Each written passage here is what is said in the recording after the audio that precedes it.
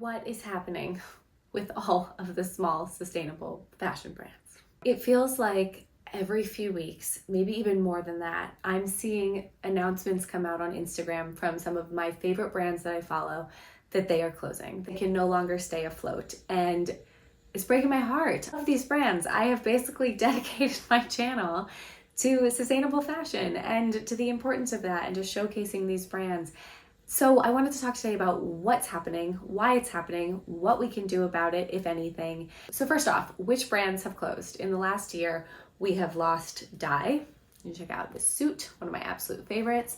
We have lost Luxtra. We even tried to rebrand. We lost them.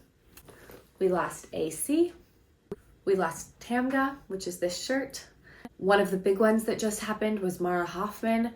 And then we just lost Mila Vert, which basically was what sparked this video because I'm so upset about that. So this sweater I wore on repeat this winter.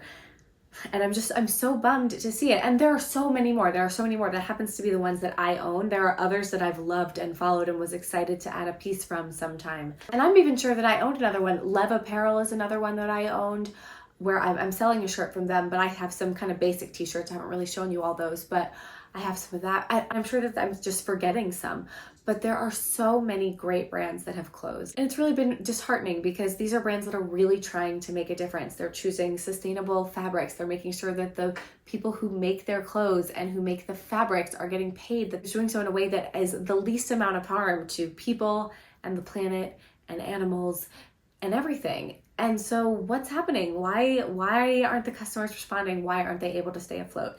And it comes down to the same few reasons. They're all citing the same things. The economy, obviously, right? That's going to be a huge aspect of it. So it's the economy. It's that the cost of materials, the cost of labor, the cost of the supply chain, etc., have all gone up, and they can't keep their margins low enough for their customer base. They don't want to raise the prices exponentially for their customers.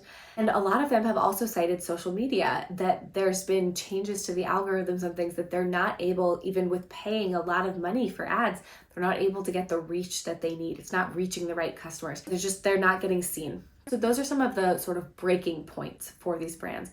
But in general, sustainable fashion is a paradox.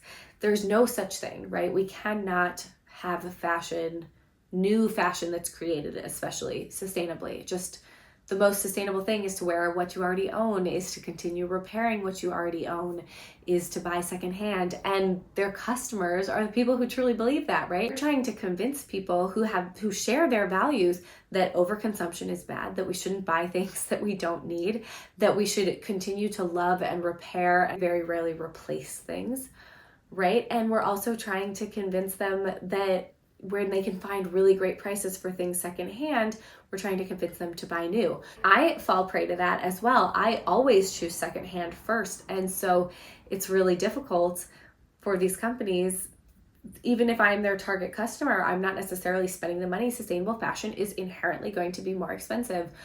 And even those who are trying to make it as inexpensive as possible, it's a mindset, cultural shift to change the audience's understanding of what fashion should cost. I'm not going to go into a whole fast fashion lecture here, of course, but right, we've become conditioned to think that fashion should cost so little, when in the history of fashion, if you look at anything beyond the last 30 or 40 years, when the beginning of this cheaper fast fashion, disposable sort of fashion kind of started, and obviously it took off in the early 2000s, but since then, right, there's been a shift in fashion. If you look beyond 40 years ago, it's just like, yes, you could buy things secondhand, you could buy things vintage, you could have somebody create something for you out of maybe something that you already owned, but fashion cost money. People had less, they cared more about their clothes, people put more love and care into the items that they were buying. So fighting against this mindset is really, really hard for these brands.